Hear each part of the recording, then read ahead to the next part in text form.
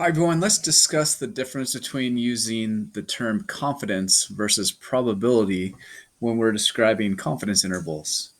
So let's first look at something we're all very familiar with, a weather report, right? So maybe our weather report has today, tomorrow, the day after that, the day after that.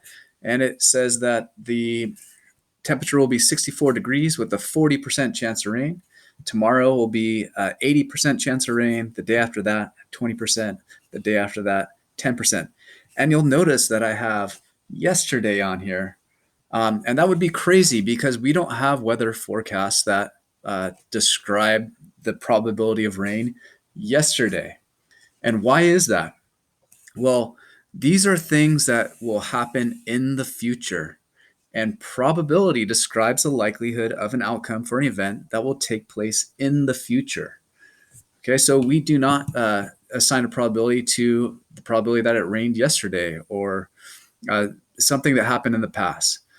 Confidence is a statistical term that describes the long term relative frequency of an outcome for an event, past or future. So let's take this coin right here. You can see that it's heads.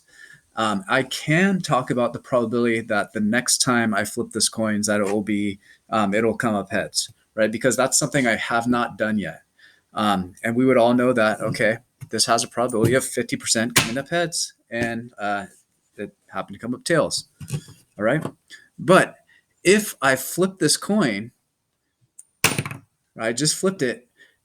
Now I cannot talk about the probability of that flip coming up heads because that flip already occurred.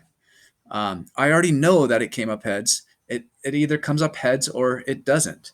And further, if I flip this coin and I don't show you the outcome, even though we don't know the outcome, we can't talk about the probability of this coming up heads or tails because it already happened, even though we don't know, right? What we can say is that we are 50% confident that the coin came up heads because we know that 50 out of about 100 flips, we get heads, right? And so let's look at some um, different ways that are very similar that might seem like correct ways to discuss uh, a, a, a confidence interval. Um, so we are 95% confident that the population mean is contained in the CI means this first one, 95% of all samples collected from this population will have a CI that contains the population mean. The second, there is a 95% probability that the population mean is contained in the CI, or 95% of all possible sample means will be contained in the CI, or 95% of population means will be contained in the CI. Well, it turns out that only this first one is correct. That's the exact definition of a confidence interval. 95% of all possible samples collected from this population will have a CI that contains the population mean. Okay, even though this one seems like it might be correct, one giveaway is that it uses the word probability. And remember, when we've collected a CI, it has already happened. It's already something that has happened in the past.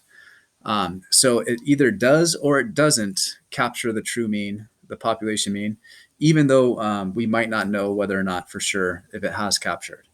Um, and 95% of all possible sample means will be contained in the CI. No, that's junk.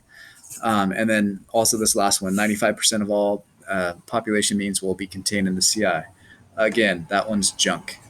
Okay, so I hope that helps with your understanding of why we say confidence and what our confidence level means.